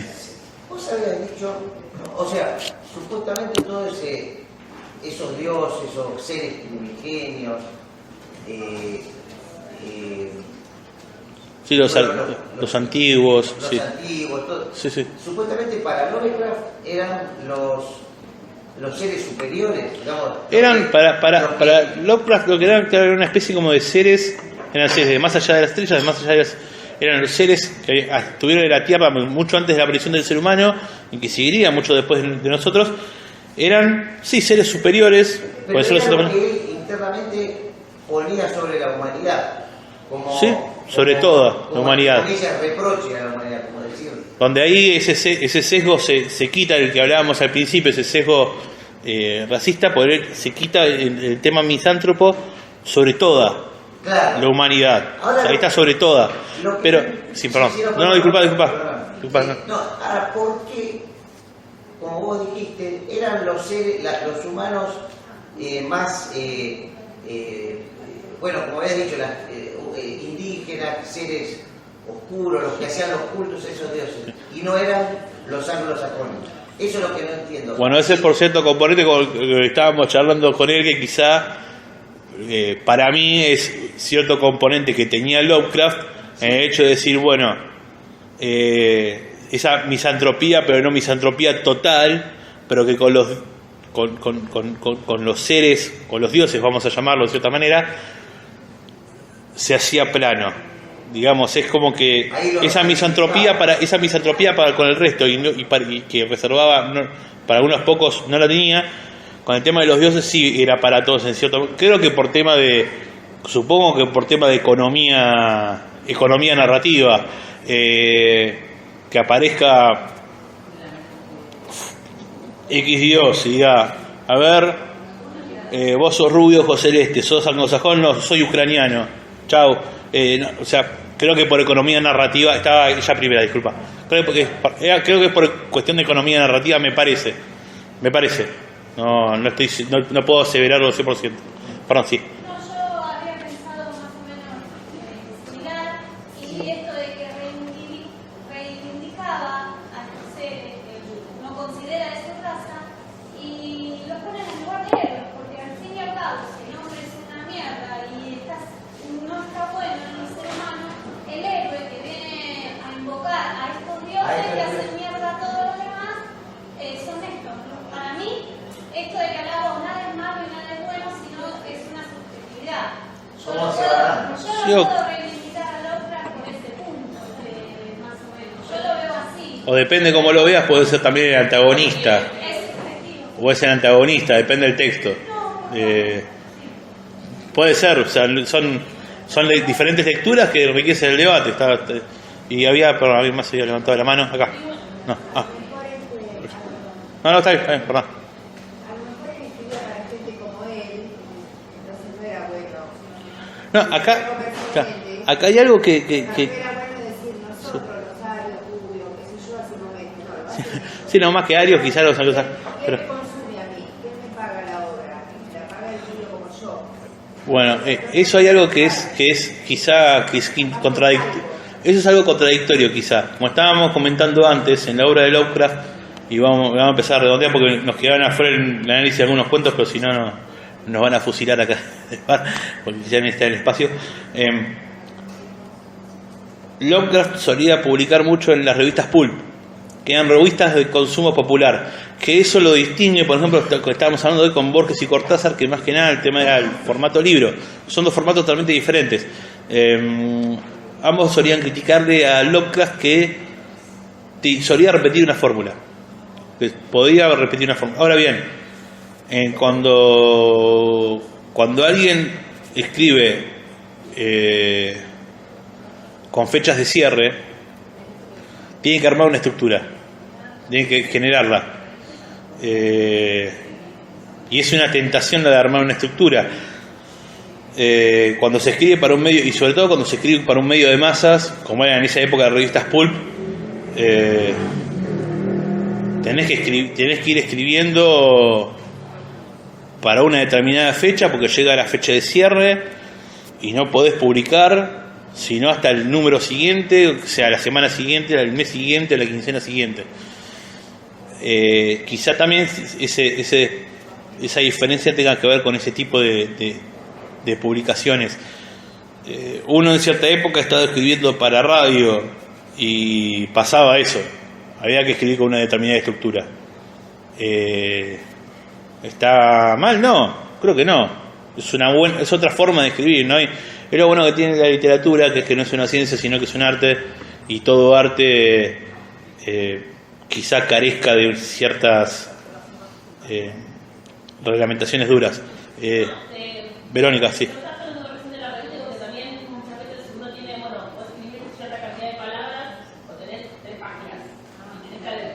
También tenés limitaciones de tiempo, de espacio, de... la economía de utilizar ciertos... Sí, pero sí. Lo que decía hoy el señor el tema de por qué las tribus, o sea, por qué él decía que las tribus más primitivas estaban cercanas, también tiene que ver con lo que hablaba de que la educación o la información financiera como que no nos permite captar todo lo que pasa y lo que pasa. Y en ese tipo de civilizaciones más antiguas, como que está la realidad. Ya se transmite lo que ya se viene leyendo desde siempre y se respeta. O sea, uno no agrega cosas nuevas. Entonces, por eso sí que son las primeras. Claro, están más cercanos a lo que eran hace 10.000 años. A ver, perdón. Ani, ¿cómo estamos? ¿Me puedo extender 10 minutitos más? 10 y te dejo tranqui, para así termino 2 cositas. Les agradezco que este tema de la charla es genial, chicos. Esto viene bárbaro, la verdad. Si fuese por mí lo dejaría hablar mucho más y de paso gasto menos saliva. Pero está genial, chicos. Esto es increíble, como diría Pablo Echarri. Si tenemos tiempo, en 10 minutos vamos a tratar de analizar la mayor cantidad de cuentos posible, cortito y al pie, y así surge también un poquitito de debate. Ya analizamos un poco el intruso, que tenía que ver... estuvimos analizando un poco Kuller y un poco el intruso. El intruso, según el mismo Lovecraft, para él es el cuento que más se le parece a el que fue escrito más a la intención de Edgar Allan Poe, según había comentado. En un momento, algunos indican cierto componente autobiográfico en ese cuento, dado que el mismo Lovecraft también se considera un extraño en este siglo, como dice el personaje en el texto.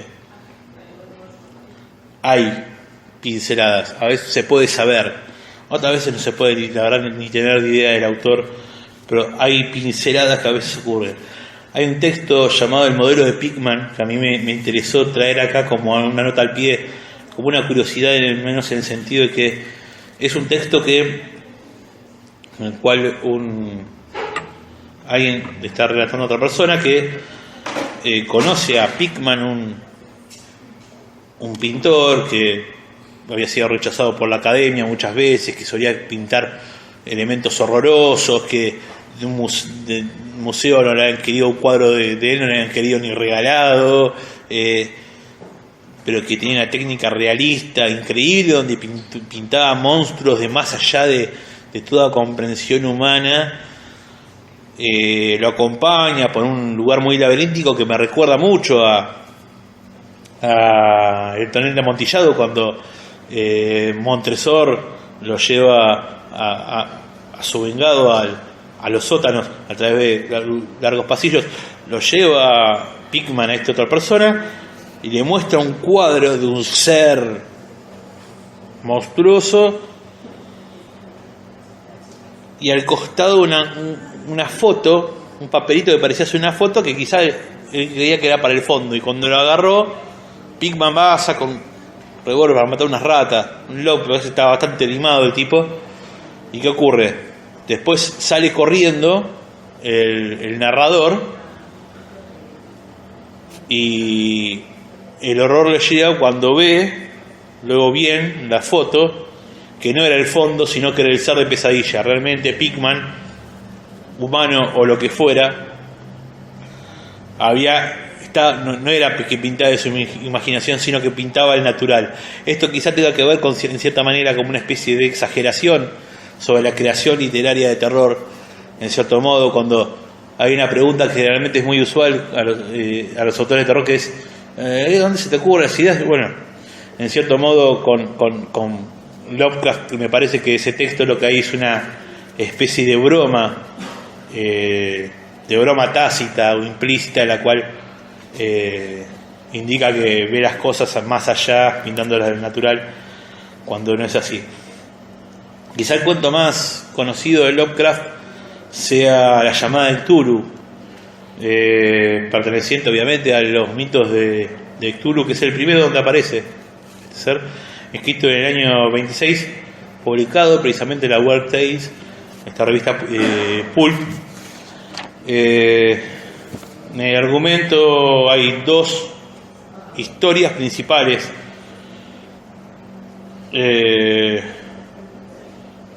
En una ocurre la muerte de un autor de la Universidad Brown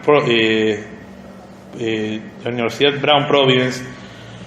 Estaba trabajando en unos documentos, en una investigación sobre los miembros de una secta, que a la luz de unas pistas sobre una horrorosa criatura que veneran llamada Cthulhu,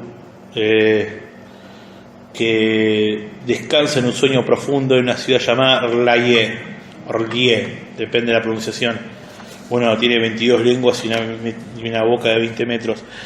Hay un hecho curioso con esto de la ciudad. Supuestamente la ubicaban en el Océano Pacífico, a mitad de camino, por ahí, diciendo de cierta manera, como en la mitad de camino entre Chile y Nueva Zelanda. Hay un hecho que es bastante curioso en la historia real, que es el sonido blop. Hubo una vez, en medio de con los micrófonos que tenían la Unión Soviética y Estados Unidos dispersos en los océanos para ver si escuchaban algún submarino en el medio de la Guerra Fría, se escuchó, creo que en la década del 70 o del 60, un sonido que era como una especie de un blob largo que por el tipo de frecuencia y análisis que podían llegar a hacer, tenían que ser del tamaño de, no sé, como de 40 ballenas de grande, y no podía ser de nada, ni siquiera el submarino más grande ni el animal más grande conocido. Y el tema es que las coordenadas daban casi exactas a donde estaba la ciudad donde yacía Cthulhu. Era ficción, lo que lo hace un poco más creíble que el Necronomicon, de cierta manera.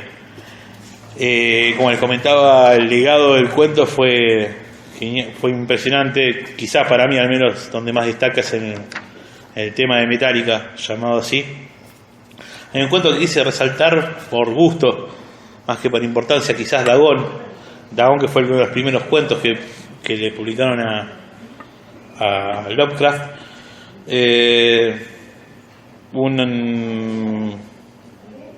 Una persona que está en un buque en el Pacífico, es capturado por los alemanes en la Primera Guerra,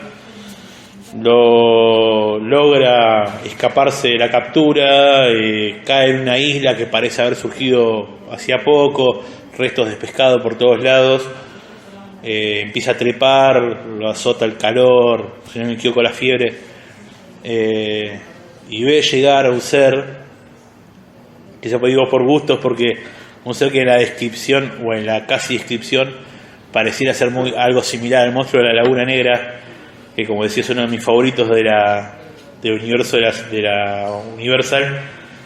A sus manos y pies palmeados, labios espantosamente gruesos y fofos, vidriosos ojos saltones, así como otros rasgos aún menos agradables de recordar. Hay una descripción detallada de algunos puntos, pero el resto lo deja a la imaginación. Termina escapando para poder llegar a su casa, hasta que finalmente termina algo que le gusta, algo que es importante en la literatura de terror, que es el remate.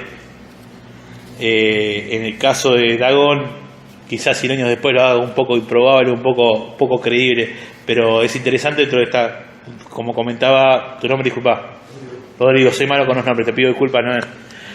Como comentaba Rodrigo, en ese tema de la exacerbación de lo fantástico, yo no me imagino al tipo escribiendo precisamente esto: escucho un ruido de la puerta, como si un cuerpo inmenso y resbaladizo se debatiera contra ella. No dará conmigo, Dios, esa mano, la ventana.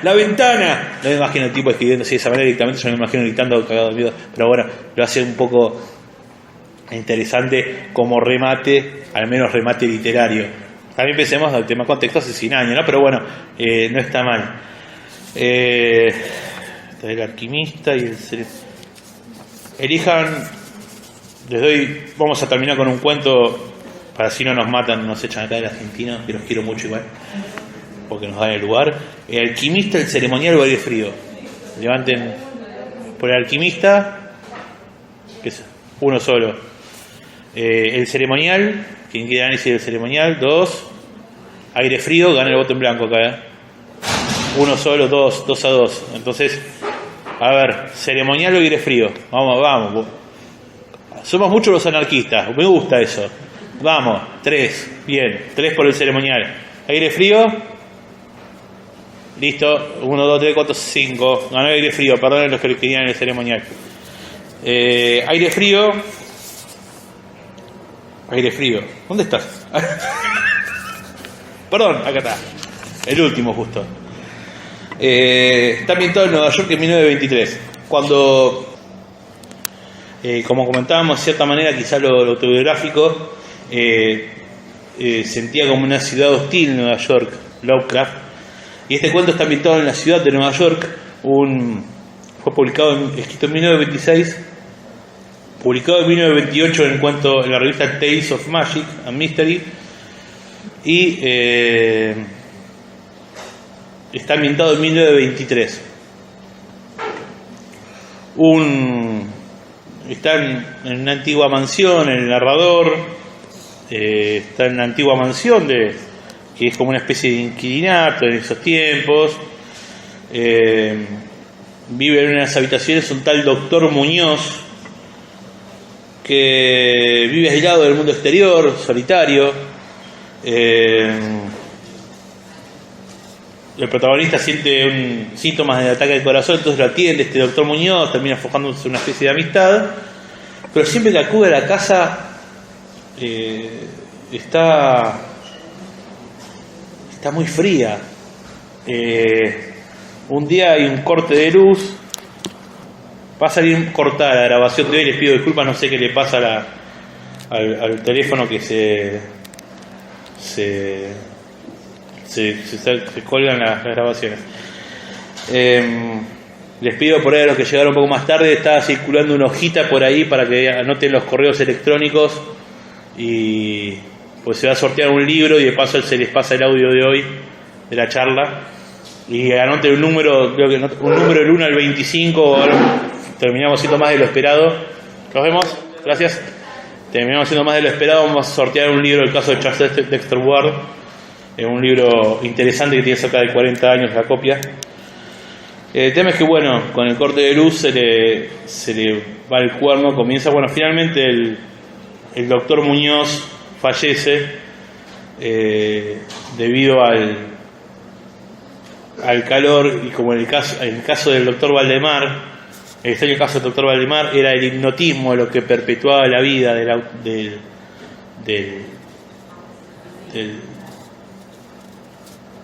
no muerto, por decirlo de cierta manera. Acá en este caso es más científico, es más Lovecraftiano, toma más de ciencia ficción, que toma una máquina que había hecho el tipo para poderse mantener más allá de los tiempos de una vida normal. Bueno, quedaron afuera el alquimista y el ceremonial. Creo que de las 3 charlas, de las 4 mejor dicho, contando la primera que fue sobre conceptos generales del horror y terror, creo que esta es la mejor charla que se dio por el debate, que es lo interesante, que es lo que se busca acá, que es el tema que sea una charla. La charla no es un monólogo, sino que es, quizá como decían los Leruti, un biólogo, ¿no? Es una charla entre varios acá, no entre dos, sino entre varios. El sketch de Esther Piscoles ese.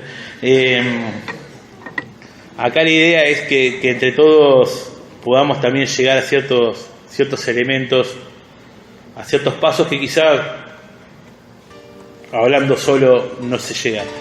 Les agradezco a todos, muchísimas gracias, y bueno, nos estamos viendo en 2 semanas.